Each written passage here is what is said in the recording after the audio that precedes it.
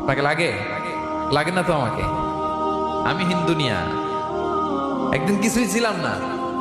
শুনলাম মেয়েরা নাকি বাবাকে বেশি ভালোবাসে, কিন্তু আফসোস হাজারো বাবা জাহান্নামে যাবেন শুধুমাত্র তার বেপরদাশীল রাজকন্যার জন্য। মেয়ে তুমি সাবধান হও নিজের বাবার জন্য, বাবার মাথার গাম পায়ে পড়ে মেয়েকে ওড়না কিনে দেওয়ার জন্য, আর সেই মেয়ে সোশ্যাল মিডিয়াগুলোতে ওড়না ছাড়া ভিডিওতে আসে ফলোয়ার বাড়ানোর জন্য। ছি, মেয়ে তোমার লজ্জা হওয়া উচিত। ছি। اللهم إنك عفو تحب العفو فاعف عنا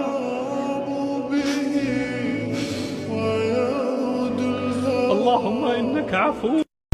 আল্লাহর হাবিব বললেন, চার জিনিস থেকে পানাহ না আছে আমার কোন উম্মত যেন সালাম না ফিরায়। তারা যেন পড়ে আল্লাহুম্মা ইন্নী আউযু বিকা মিন আযাবিল কবর, আউযু বিকা মিন আযাবি জাহান্নাম, আউযু বিকা মিন ফিতনাতিল মাহইয়া ওয়াল মামাত, আউযু বিকা মিন ফিতনাতিল মাসিহিদ দাজ্জাল।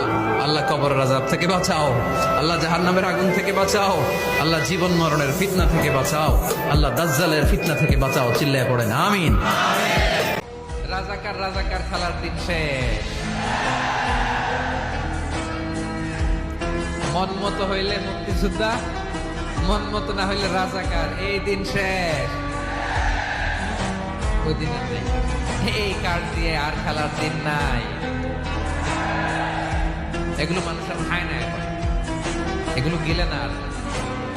সাধারণ মানুষ বড্ড সচেতন। এই হাদিসটা এখনো বুঝতে পারি না।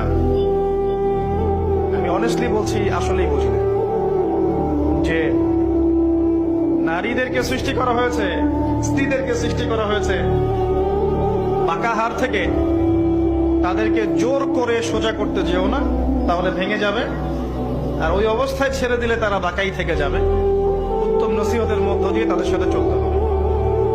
আল্লাহি, এর চেয়ে কঠিন কোন হাদিস আমার জীবনে আমি পড়িনি এবং জানিও নি, বুঝিও।